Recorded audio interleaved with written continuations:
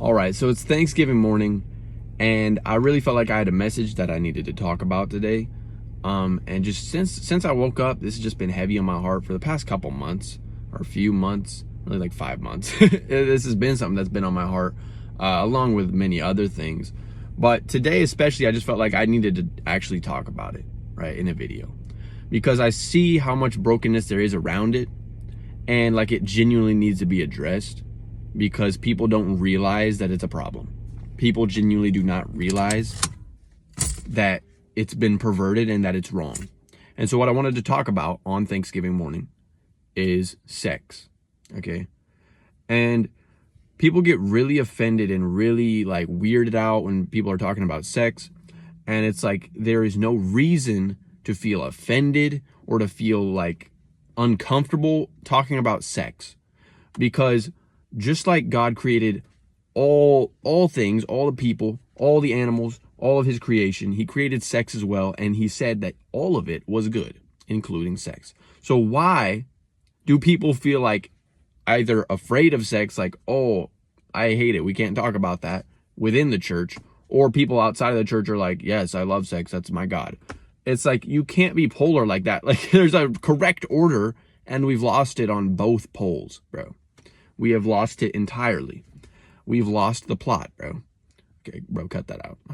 Cut that out of the video, bro. But the reason I wanted to make this is because I see all around me. I've just kind of been opening my eyes because I've kind of blocked it out.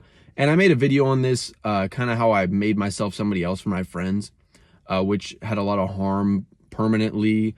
Well, long-term, not permanently. You know, nothing's permanent, right? I can change and grow. It just takes a long time. But a lot of long-term damage from putting on a mask and acting the way that other people did around me. And so in the same way, when it comes to sex, and my view of sex was very much skewed by that, right? Very much skewed by the people around me, very much skewed in school, everything people were telling me about, okay, this is what sex is for, this is like what it means. And so I had this worldly view of what sex was, what it was for, that it's just for, it's selfish and it's for you, and it's like, it's just pleasure seeking. That is not the point of sex, right? And we lost the point. I didn't have any good example pouring into me, telling me the actual truth. But now I understand the truth, and so I want to be an example and pour into hopefully somebody else. All right, so I want to talk about three main topics here. Firstly is, what do I see? What perversion of sex do I see around me? How can that be corrected? And why should it be corrected, right? And like, I don't think I'm really going to go like step by step through those three topics, but those are the three main things I want to hit on. What do I see? How can it be corrected? Why should it be corrected? All right. So let's just start out by saying, what kind of perversion of sex do I see around me? The biggest thing is just thinking that certain things aren't sex, right? Is one major thing. And then another big thing is like just thinking we might get married. And then having sex.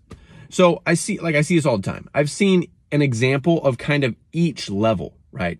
People who have no desire to get married and are having sex outside of marriage. People who say they have a desire to get married and are having sex outside of marriage. And then people who genuinely have a desire to get married and they're not having sex outside of marriage, but they don't understand what sex is outside of marriage, right? There's a lot of things that you say, this is not sex outside of marriage, and yes, it is, bro. Like God did not design us for that, right? He did not design us to be having sex of any kind outside of marriage, because it's so shallow when there's no commitment. And like, God didn't give you that gift, bro. You didn't earn that gift because you're not willing to even commit. Like, it's clearly not the correct order. And I feel like a lot of people feel that way, whether they recognize it or not. You understand at a deep heart level that something's not correct in that order, where you're having sex outside of marriage. People even not following God, people who don't even understand this concept, they can see people who are having sex with a bunch of different girls outside of marriage, and it's like, that's wrong. Why? Why is that wrong, bro? Like, we have to understand, like, maybe that heart feeling, thinking that maybe something I'm doing is wrong, maybe that's actually true. Maybe you should actually listen to that. Because a lot of times that is God genuinely pushing you in the correct direction, but you're just choosing to fight back. You're choosing to reject him. Okay. So what is the purpose for sex? How can you correct your relationships that are having sex outside of marriage? Go towards marriage. If you are intending to marry, like a lot of people say, get married, right? If you are not intending to marry and you're just having sex to have sex because it's fun, work on yourself, bro. Stop messaging those girls. Stop seeking girls. Stop going to the club. Stop going to the bar. And just have a night. Stay home. Don't watch a movie. Don't watch porn. Stay home. Think about your thoughts. Maybe pray. Maybe read the Bible. Hey, just explore, bro. Please. For the good of not just you, but the good of everybody else, right? Don't be a bad example to other people because you're lazy. You need to genuinely exemplify that of an actual man because you are a man. And a real man, anyone could tell you, especially women. Ask a woman. Real men are not sleeping with a bunch of girls. No woman is going to say that, right? Okay, maybe some women will, right? But I'm talking about an actual, like a decent woman is not going to say that a real man is sleeping with a bunch of women. That is a man's view of a real man. Only men see it that way, right? And the reason people see it that way is because they perverted their view and they want an excuse. They want an excuse to have sex outside of marriage. They want an excuse to sleep with a bunch of girls. They're like, oh, let's make it cool. It's all these people sharing in their brokenness and their sin together, sharing in what's clearly wrong and the broken order of what's actually correct. And they're all sharing in it. And they're like, hey, let's hype this up. Let's be happy about this because we're all sharing in it. There's nothing good about it. It's just that you're all sharing. You're sharing it, right? Just like in the garden, Adam was shared the apple from Eve, right? Sharing is not always caring, okay? Let's get that through our head. Sharing is not always caring, but it can be. The way you encourage people can be caring, and it can be the opposite. But to get back on topic, let's talk a little bit of why. Why, and I kind of dove into this already a little bit. Why do you need to correct having sex outside of marriage, right? Because you have no discipline, okay?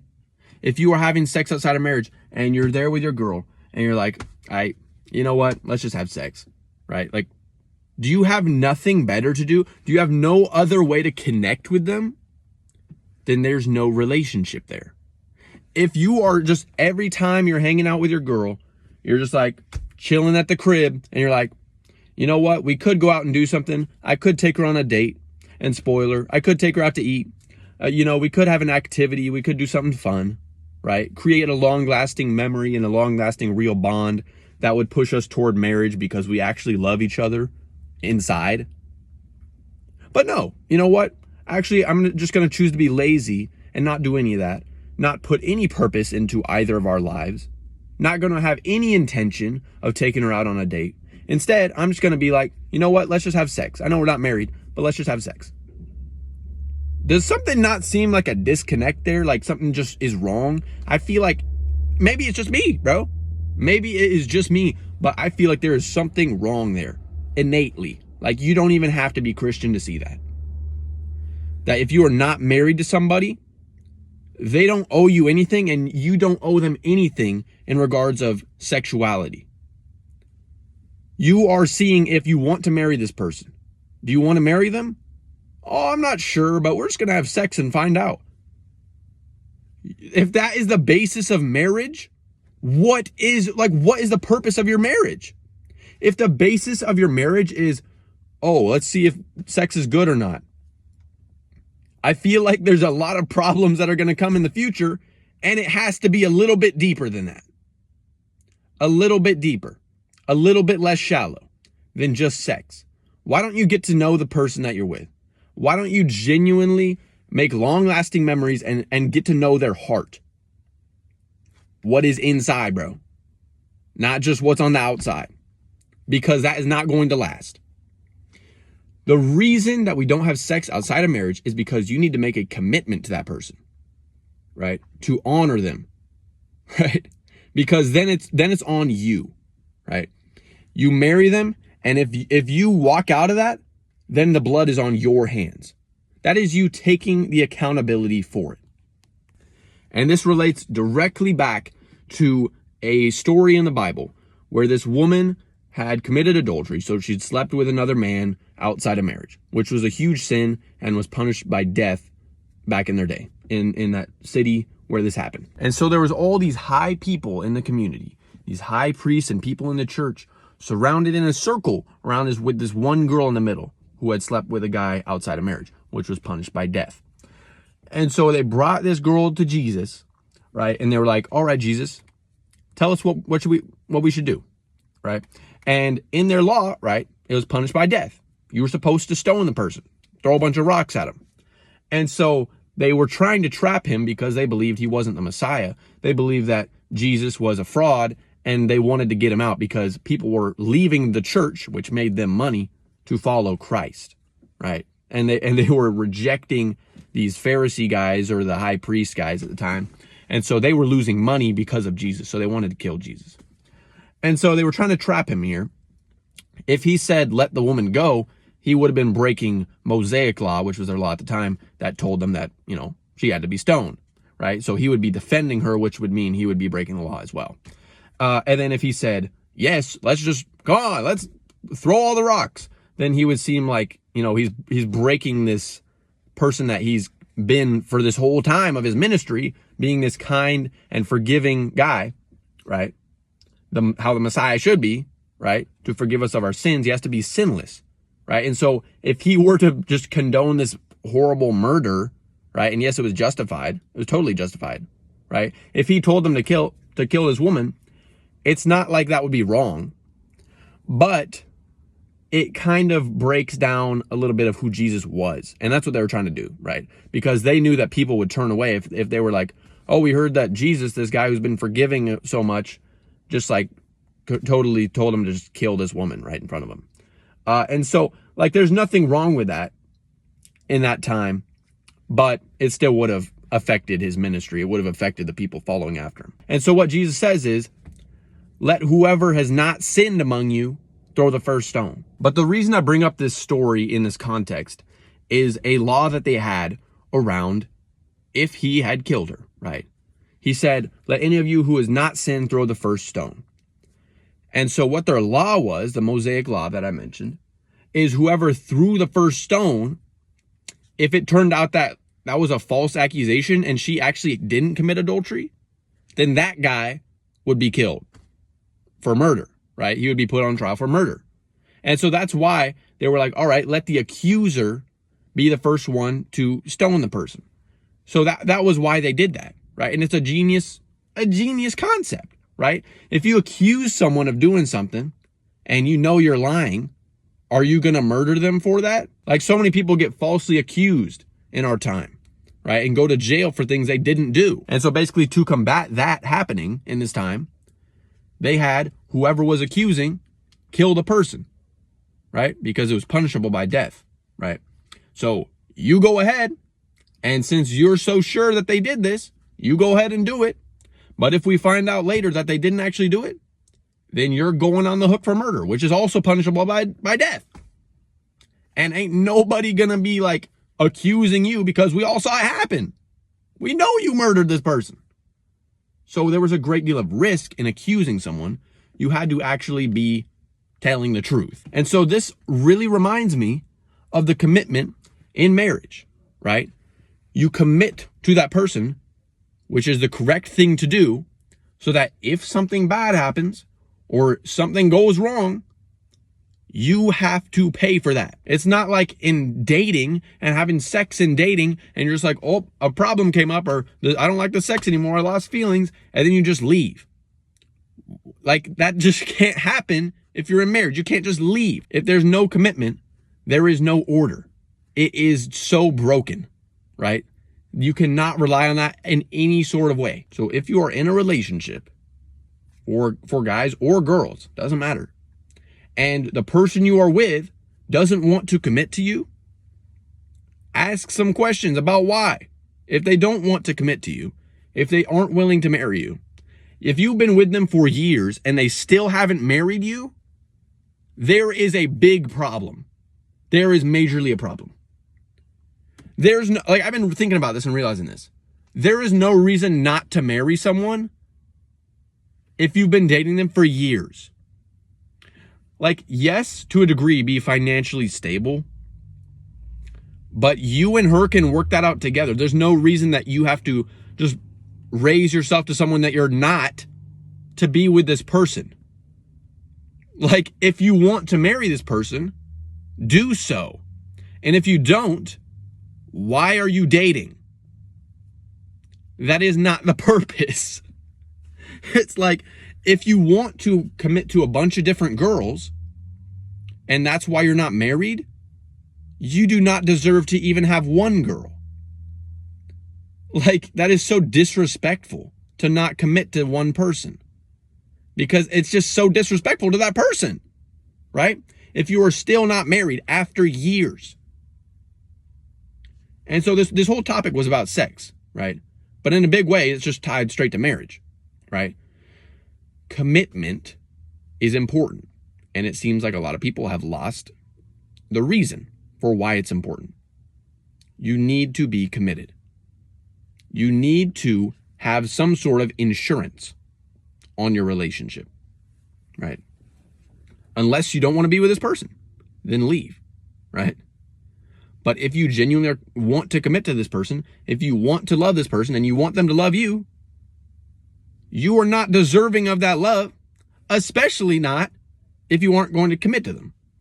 Why would you be deserving of their love? Why would you be letting them pour into you and make memories with you and give you gifts and show love to you when you're not even going to commit to them?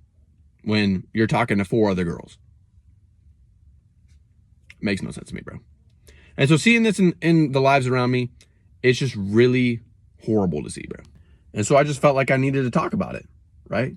Because it's a big, broken thing. We see it all the time. And it's this idea that somehow sex and success are just tied together, that they go hand in hand. Like, if you have great sex, you'll be successful. And if you're successful, you'll have great sex. It does not go hand in hand, right? Those should not be tied together at all. And it depends on your definition of great sex, right? If you want to be sleeping with a bunch of people, then sure, if you're successful, that's probably the path you're going to go down, right? Successful. It depends on your definition of successful as well, right? A lot of rich people, if you're focused only on money, then, sex isn't too far off, right? Having one idol is going to lead to more idols. That's just the way it goes, bro. But if you are focused on purity and you actually care about the other person, you care about love, then you might not be as successful money-wise, because if you're going to pour into somebody and actually commit to somebody, then you can't have all these other idols like money on the side. If you really want to focus on money, okay, bro, but don't drag another woman along with you, right? Don't be dragging somebody behind you and you're like, oh, you're my second priority. Money isn't my number one priority. You come second. Like, bro, I feel like this is so common sense, because you should feel some sort of a conviction. You should feel that this is wrong because it is, right? We understand that. It doesn't matter who you are. You get that, bro. And you cannot keep lying to yourself and saying that you don't, because you do. You get what I'm saying. Man up, bro. I mean, not to say that only men are watching this. Maybe there's some girls watching this too. For you, just look for someone who is actually going to commit to you. Look for someone who is not joking or playing around, who is not in it for sex. If he wants to push you towards sex, ask some questions, okay? Ask some questions. Is this the person you want to be with? Right? They got a lot to work on. If you want to push someone towards sex while you're still dating, if you are the one initiating that all the time over and over, you are not prepared to be dating. You are not prepared for a relationship. You need to work on yourself in a major way. You need to connect with God in a major way because you have a lot of problems. You have a lot of need for help. And if you're not even pursuing it, that is a really bad place to be in, okay? If you don't even realize something's wrong, that's a very bad place to be in. That's where a lot of brokenness happens, and that's where God teaches us the hard way, okay? And I've learned this firsthand. That's where God teaches us the hard way. So don't learn the hard way, and keep yourself pure. Don't learn the hard way, bro. Just wait until marriage, and if you don't want to commit, that's okay. Nowhere does it say you have to be married, but you ain't having sex until you're married, right? Because that causes a lot of brokenness and a lot of damage. And I think we all know that deep down. A lot of us also know that not very deep down, straight on the surface. So if you do, don't try and bury it. Accept it. There's no reason to bury that. There's no reason to buy into this belief that sex is the importance in life and that you should have sex with a bunch of people. That's owed only to your wife, right? And nobody else. But yeah, I don't know why I was thinking about this today. I just felt like God was calling me to kind of speak about it because I've been seeing it in my life. And so hopefully it was an encouragement of some kind to somebody. And yeah, I'd like to see your comments if you guys have any thoughts or, anything that you guys have to pitch into this, any testimonies firsthand, how you feel, what you've experienced, let me know in the comments. I'd love to see it. If you enjoyed, drop a like, subscribe. I'll see you guys in the next message. Have a good Thanksgiving. Peace.